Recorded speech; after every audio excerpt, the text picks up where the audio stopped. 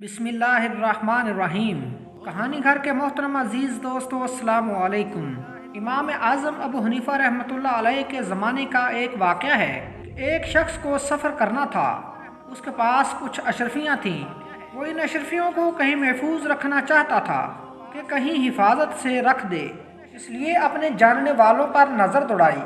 कोई ऐसा आदमी नज़र न आया जिस पर भरोसा कर सके। आखिरकार उसके जहन में आया कि वो इन अशरफियों को शहर के बाहर जंगल में किसी दरख्त के नीचे दफन कर दे। वो अशरफियाँ लेकर जंगल में गया और अच्छी तरह हर तरफ देखभाल लिया कि कहीं कोई शख्स वहाँ मौजूद तो नहीं है। जब उसको अच्छी तरह इत्मीनान हो गया तो उसने एक दरख्त की जड़ में गड्ढा खोद कर अशरफियों का बर्तन गाड़ दिया। कुछ निशानी रख कर चला आया और सफ़र पर रवाना हुआ। 2-3 महीने के बाद वह सफ़र से वापस आया। उसको अपनी अशरफियों की बड़ी फिक्र थी।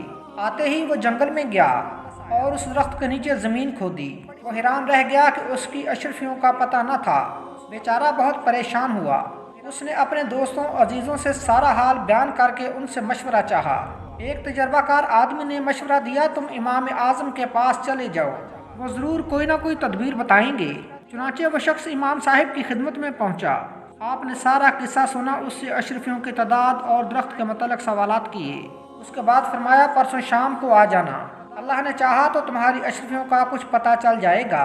ये सुनकर वो शख्स मुतमईन होकर घर चला गया। उसके जाने के बाद इमाम आज़म एक मशहूर तबीब के पास गए और पूछा कि फलां दरख्त की जड़ किस मर्ज के काम आती है। तबीब ने एक मर्ज का नाम लिया। इमाम साहब ने पूछा, क्या आपके पास पिछले 2-3 महीने के अरसे में कोई मरीज इस मर्ज का आया था जिसे आपने उस दरख्त की जड़ बताई हो? तबीब ने जवाब दिया, नहीं। इमाम आज़म दूसरे तबीबों के पास गए और सबसे यही सवालात करते रहे। आखिर एक तबीब से मालूम हुआ कि 1 महीना हुआ एक शख्स ने उस मर्ज की शिकायत की थी। मैंने उसे उस दरख्त की जड़ इस्तेमाल करने के लिए कहा था। इमाम आज़म ने उस मरीज के घर का पता दरियाफ्त किया और फिर उस शख्स को बुलवाया और कहा कि तुम्हें फलां दरख्त की जड़ में जो अशरफियों का बर्तन मिला है वो हमारे हवाले कर दो। उस शख्स ने पहले तो इनकार किया। इमाम साहब ने बहुत समझाया और फिर सख्ती से काम दिया। तब उसने इकरार किया और अशरफियाँ इमाम साहब के हवाले कर दी। इमाम साहब ने उसके सामने अशरफियाँ गिन ली। मालिक ने जितनी अशरफियाँ बताई थीं उतनी ही निकली। तब इमाम साहब ने उसको जाने की इजाज़त दी।